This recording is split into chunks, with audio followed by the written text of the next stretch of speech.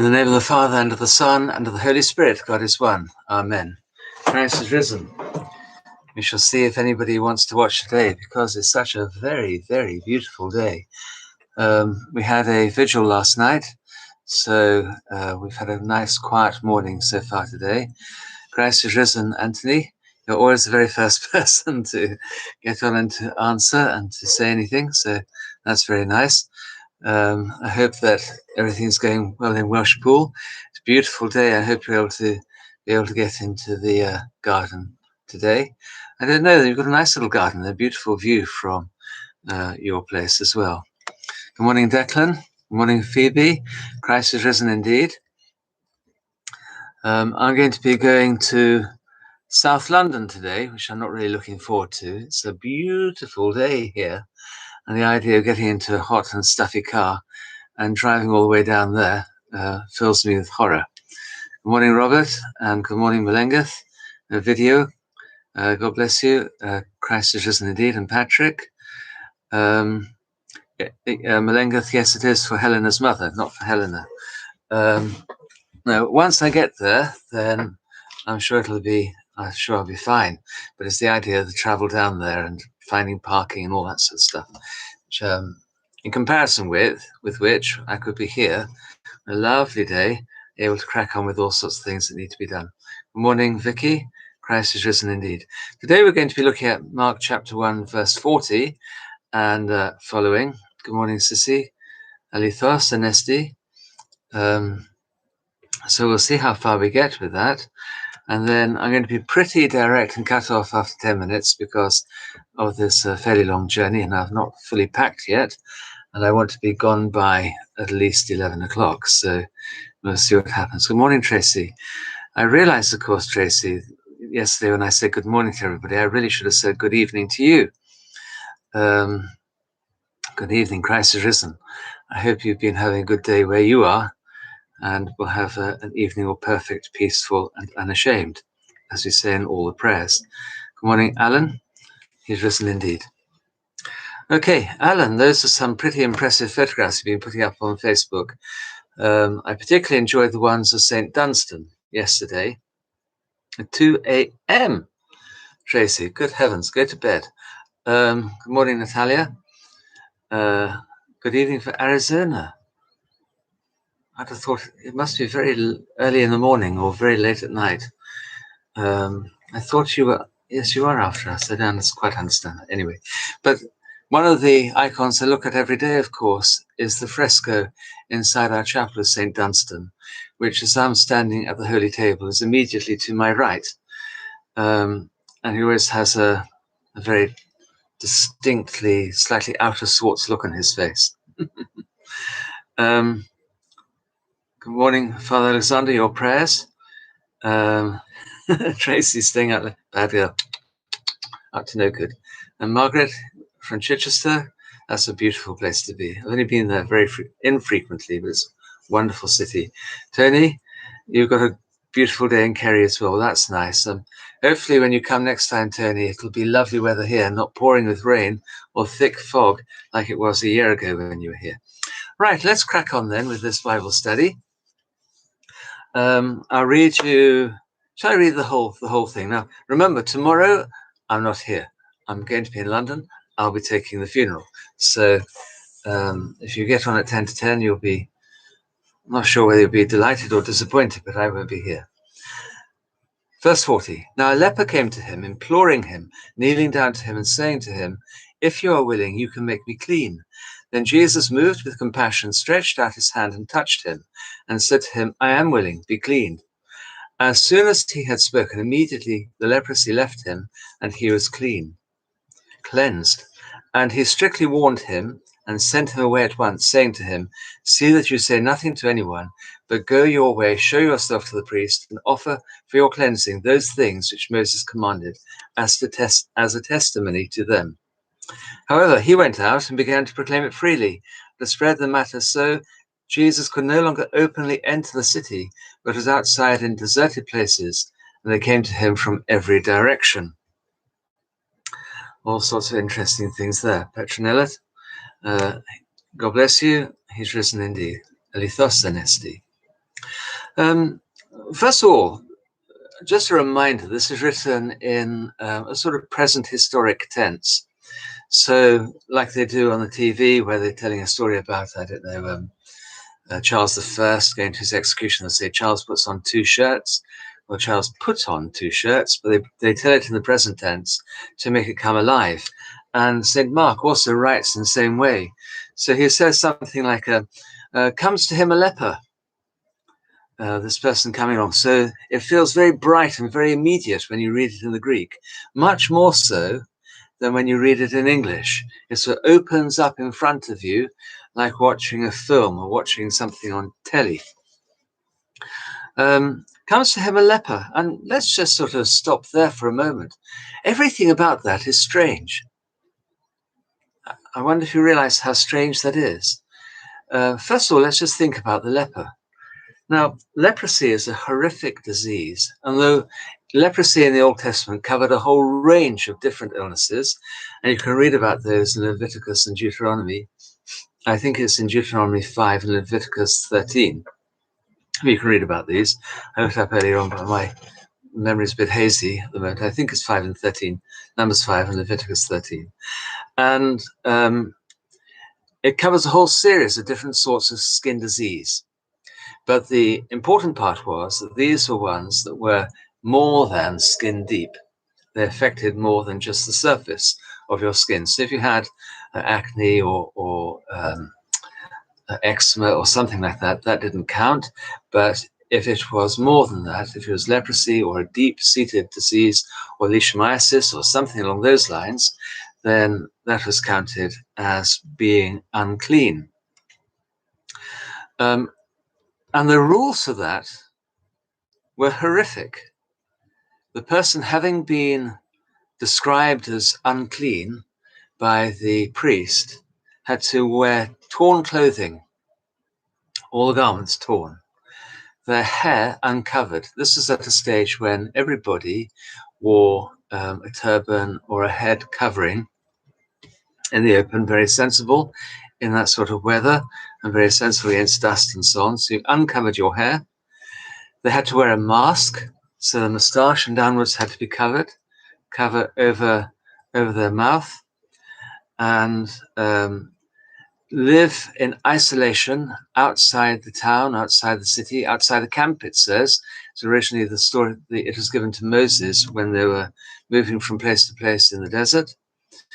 And worst of all, they had to call out unclean, unclean all the time. So if they saw anybody, shout out unclean, unclean, and be very distinctively different from everybody else.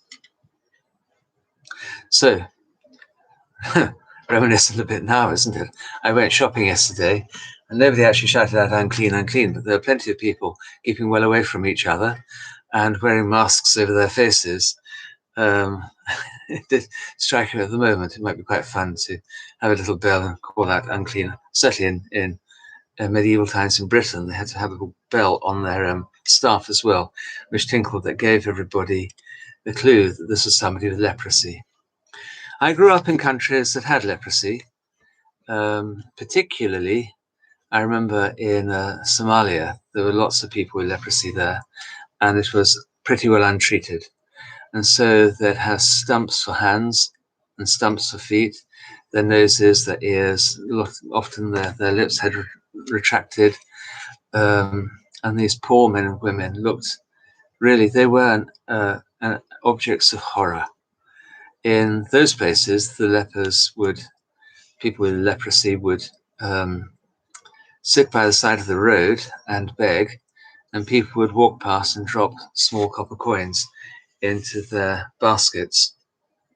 A terrible, horrific thing. Quite a number of them also seem to have some like trachoma. There could have been just simple, what do you call it when you get it in your eyes? It makes you stop seeing. So their eyes were white. So in every way, they were horrific. And this man, he overcomes all of this stigma. Good morning, Jovan. Thank you very much indeed for your email earlier on. God bless you. Cataracts, yes, thank you, Natalia. That's the word I was looking for. I should know, I've got a cataract in my right eye, which is interesting. I see everything slightly differently through the two eyes. So this man overcomes all of this social stigma, which was huge. He was unclean. He didn't any longer belong underneath the law. And he comes to the person who is, in fact, the law and the prophets. When you think about the Lord saying, I will fulfill the law, he is the law. Christ is the law. He is there as the fulfillment of the prophecy. He is the prophets. He is the law. He is the prophets. And this person, this man with leprosy, overcomes this huge social stigma, and he comes to the law and the prophets, the very thing that has made him outcast. And it says about him that he implores the Lord. Parakalon, it says, from which we get, well, in Greek, you get parakalo, please. He implores the Lord. Instead of staying out of his way, he comes to him. And that is a tremendously important thing. There he is, kneeling. He's not offering proskynesis, where he bows right the way down to the ground. He bends the knee to him, and he kneels before him, and he makes his petition.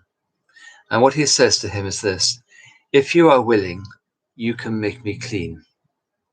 If you're willing, if you want to, if it's your will, God, you can make me clean. And I think we're going to stop round about there, except to say, just think about what that man has said. He is absolutely outside the camp. He is absolutely a social pariah. He is absolutely outside the religion. He is absolutely not to be touched. He is completely recognizable by his lack of a hat, by his mask, by his torn clothing, and by shouting out, unclean, unclean. And that's how he would have seen himself, but he's able to come to God. And that, I think, is really tremendously important for us. Whatever any of us have done, whatever anybody else thinks of us, whatever anybody thinks of you, what anybody thinks of me, whatever I have done, whatever you have done, whatever it might be, even if that completely, absolutely, totally puts us outside the camp, we can come to the Lord with exactly the same petition. If you are willing, you can make me clean. And that is one of the very first prayers that we actually see, or supplication for oneself. And what is he asking for? He's asking for purity. He's asking to be made whole. He's not asking for any great shakes in terms of asking for a good life or anything else like that. He wants to be pure so he can stand before God. And he comes to God and he throws himself down on his knees. And he makes this petition: please, if you are willing, you can make me clean. And that probably is something that all of us ought to be saying every day. As we come into the church, we bow, we might kneel, we make our supplication, we make our petition, we implore the Lord.